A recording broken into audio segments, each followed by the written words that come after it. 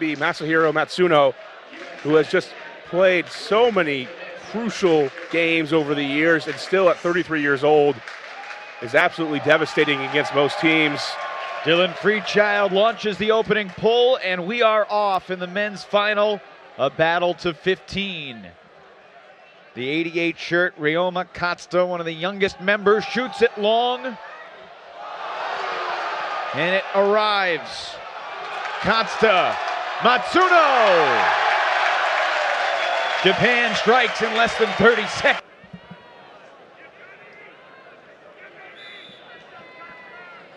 Japan's offense returns to the field, and Nick Stewart unleashes the pull. John Stubbs, who had a Callahan in the semifinal win over Canada, out on the field for this defensive line. USA and Japan did meet in a power pool crossover. USA winning 15-12 after opening up a 6-score lead late. It was 14-8. And then US took their feet off the gas collectively. Japan scored 4 in a row. Of note from that game, Brian, was that the Japan team did not play Masahiro Matsuno. He rested. It was a inconsequential game in terms of advancing in the bracket. Both teams were assured quarterfinal spots at that time. A ricocheted collection. Matsuno hauls it in. That game was still a fun one to watch, the earlier crossover. It seemed like even though with Matsuno out, that both teams were putting a lot into it, USA just with the advantage. There's Masashi Korono. Katsuta. And it'll come back because of a pick. 3 players on this Japanese team have done the vast majority of the scoring. Matsuno, Kichikawa, and Arakawa, all among the top 15 scorers in the men's division in the tournament. But this time, it's Matsuno, his second. They've had no problem dealing with the pressure. They've hit a couple of deep throws. I misstated something before. In 1998, when Japan last went to the finals, it was not the U.S. that got past the Japanese. It was the Canadians that won that year in Blaine, Minnesota. Canada has won 3 of the last 5 gold medals in the men's division at WUGC. The men winning in 2000 and 2012. Most recently on Japanese soil, the Americans taking down Great Britain in the finals after surpassing Canada in the semis in a very exciting finish.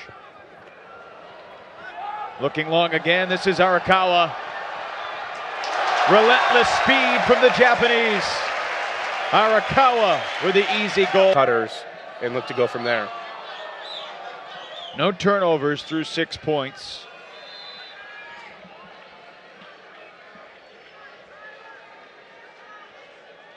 We've talked before about the 3 different lines on this team. One mostly an offensive line, the other a pure defensive line, and then the swing line out there on the field now, filled with a couple of players from Truck Stop. Tom Doy, Peter Pryal, Alan Kolick. Great bid from Pryal, just missing the disc, and Matsuno lets it fly again. DiGirolamo approaching, but he can't get there as Arakawa skies for another Japanese score. Turnovers could decide it. They will be precious. You see Matsuno, number 10, back out there as Kurt Gibson lets it fly. This is Katsuta. And 3 men around the disc, a 3-3-1. And this is where USA has typically transitioned, just giving a different look. Gibson is the deep. Quick travel called, they reset and restart. And that's a throw that, with the wind not doing much right now, should be open for the Japanese. Matsuno winds it up to Kamimura. Matsuno.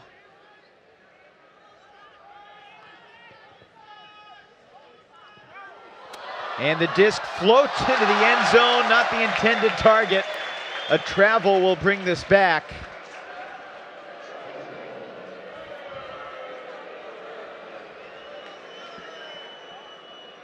I don't think there's any question, Brian, that while there's certainly universal respect for the United States team, the masses here are pulling for the underdogs from Japan. Without a doubt. Matsuno, the crafty fakes. He almost puts the disc over his shoulder and over his opponent's shoulder before he throws. Just a very distinct throwing style. I don't know. And Matsuno keeps it alive. He says it was up. USA saying it was down. My first instinct was to say that it would be up, but we're going to take here a look at the replay. And that looks up to me. Oh, the magic of technology. Proving the Japanese right in this instance. Matsuno. Tanaka swings it, Corona to the end zone, and it's knocked away a second time. Freechild in on this defensive line for the United States have gotten used to playing every offensive point for their college or club teams. Tyler DiGirolamo, Peter Pryl, Alan Kolick, Nick Stewart, BJ Sefton, Tom Doy looking for another defensive play.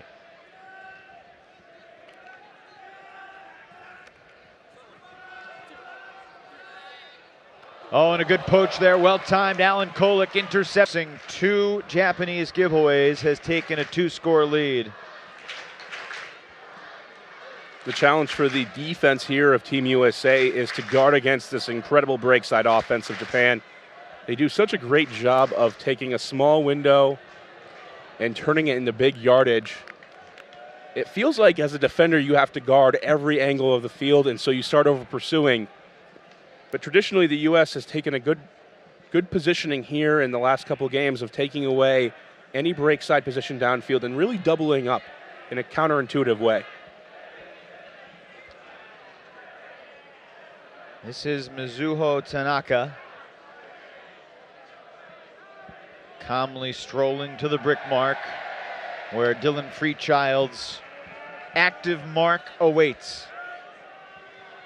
And then Nate White, the last minute, came in. White with his crazy long reach. He's got the quickness of a little guy and the length of a deep. Here, they're not looking to trap right away. They're trying to force a bunch of throws and get a good transition out of it. If they can get a good trap, they will eventually go to that. But now they're transitioning to man-man defense. Matsuno thought about the deep shot. Did not have the angle. Arakawa right back to Matsuno with Raider on the mark. Corona. Guarded by Trent Dillon. A sneaky little backhand. And now up the line, on the brink of the goal line for Tanaka.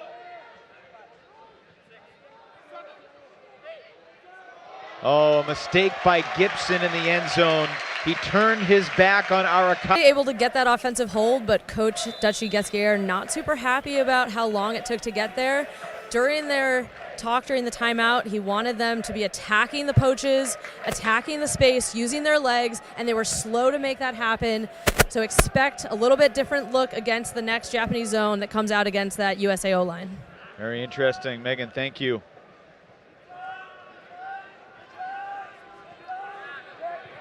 A lot of people preach in zone offense to be incredibly patient, and that can work, but it's often the hard way to do things. You'd rather score in 20 throws of a moderate risk rather than 100 throws at a low risk. And you'd really have to look at the percentages, but it's more of a feel thing. And so if you can find a better way to attack and create space, you should be doing so. think I may have just seen a lightning bolt out of the corner of my eye in the distance. Hopefully that is not headed this way. Saw that too, and Booming thunder. Perhaps 8 seconds after the lightning.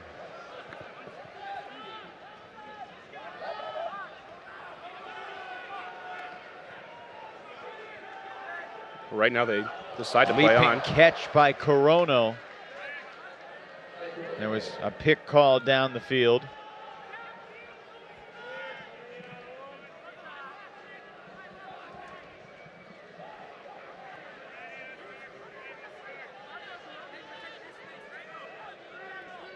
It's Masashi Corono, marked by Nick Stewart.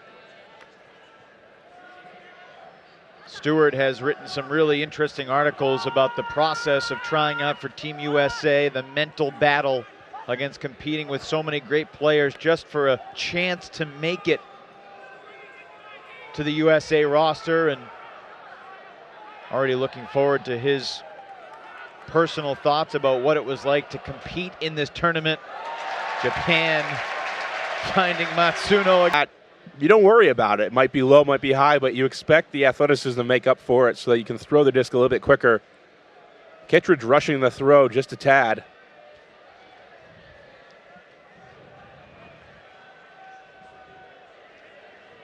That pole sails all the way out the back. So Mizuho Tanaka will collect it.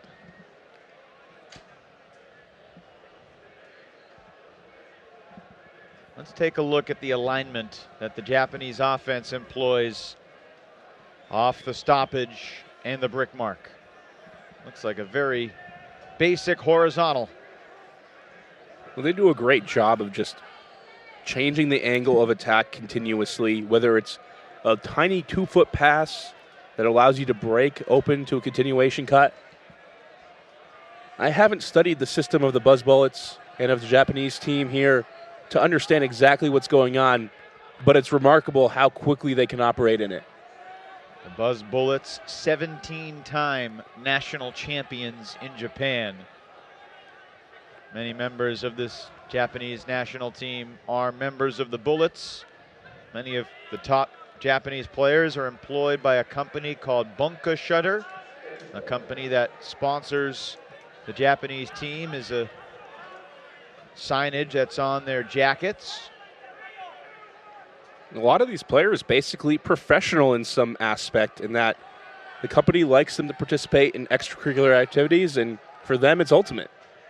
And for them, they get the funding that they need to travel. Oh, that's Kurt Gibson making amends. Win.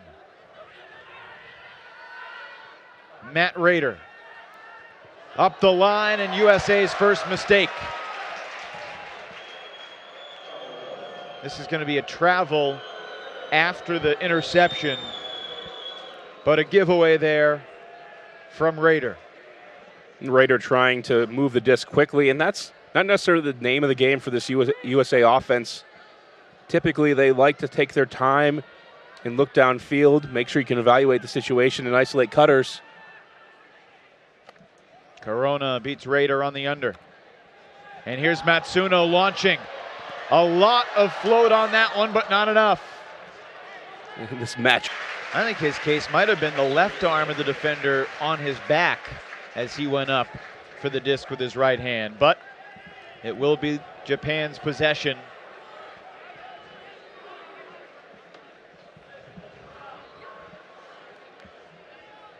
They're looking for an offensive hold here. 2 turnovers aside on this point.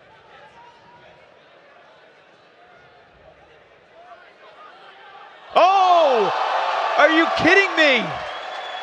Ryan Farrell intercepts it. No signal yet. And a foul was called by Kichikawa. That would have been a Callahan. His left hand landed first. But the stall count will be at 0, and Kichikawa will keep the disc.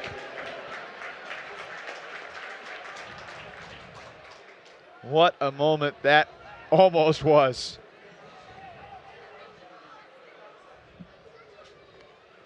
Ryan Farrell, I think, is one of those guys that if you don't follow Ultimate every single day of your life, you may not appreciate his level of skill.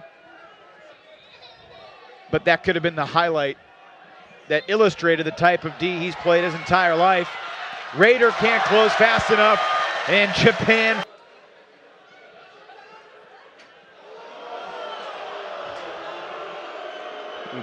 Crowd reacting to the replay on the screen, and it looked like it was a travel on the throw before the throw, not the one that was actually the assist. Alas, it's Matsuno.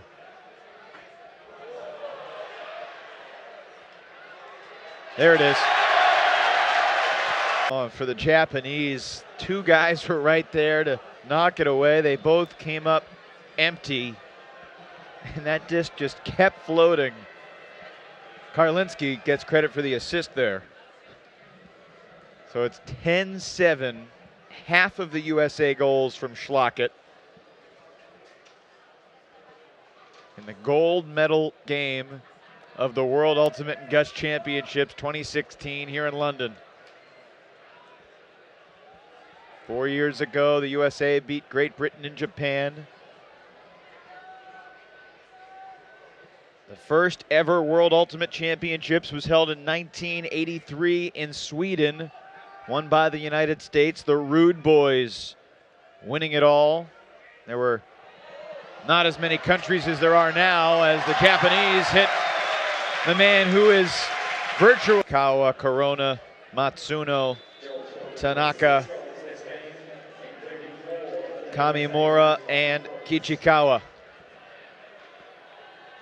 Miyazaki as well. 11-8 USA.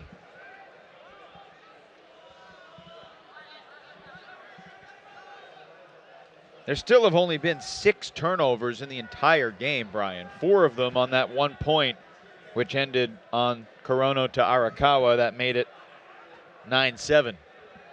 And most of them were spectacular grabs by the defense, spectacular blocks. There have been some unforced errors, some poor decisions. You can count them on one hand, though. But when you come for this week, and some people can talk about early in the week, you're talking about international matchups. Here is a shot, and Tanaka right into the chest of Kamimura to jump over his defender like he did a little over a decade ago. I don't know, Evan. I don't think you want him to hear that, because I'm pretty sure he'll just say challenge accepted. Maybe when his knee gets healthy again, perhaps.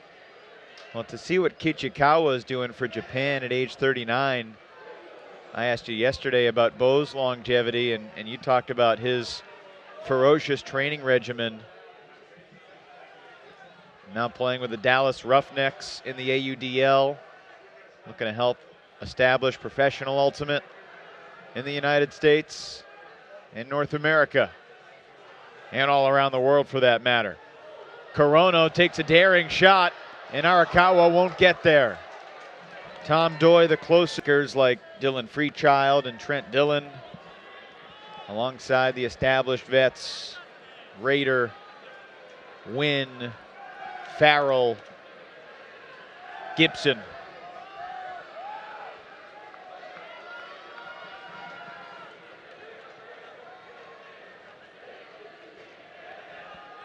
Japan needs to score now. Matsuno whistles one to Kichikawa. Matsuno takes it back. Wynn has really had a tough task chasing Matsuno around. Russell Wynn, one of the elite defenders in the world. And yet Matsuno still able to shake free. Underneath, Raider aggressively contesting.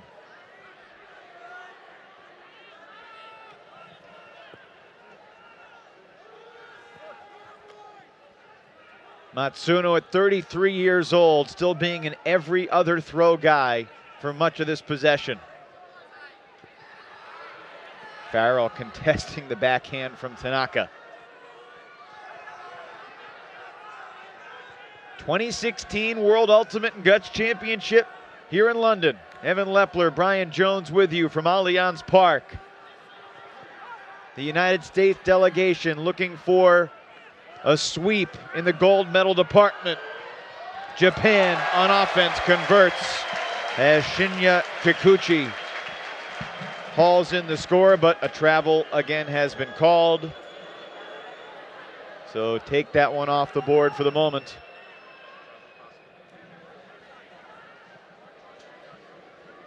Take a look here. Not sure that I see it there.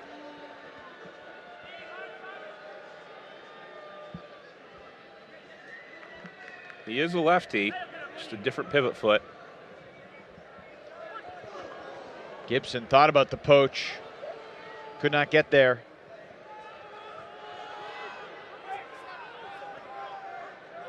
Kichikawa calls a foul on Gibson. The Americans have done a good job in this point of successfully bogging down the Japanese offense, playing off a little bit, anticipating the type of breakside movement that we've been seeing. Oh, a very aggressive bid. Japan plays on through the conquer contact. Say that 5 times fast. Evan, I'll leave it to you for that. Here's Kikuchi. Another poach, and it was Farrell taking out his teammate.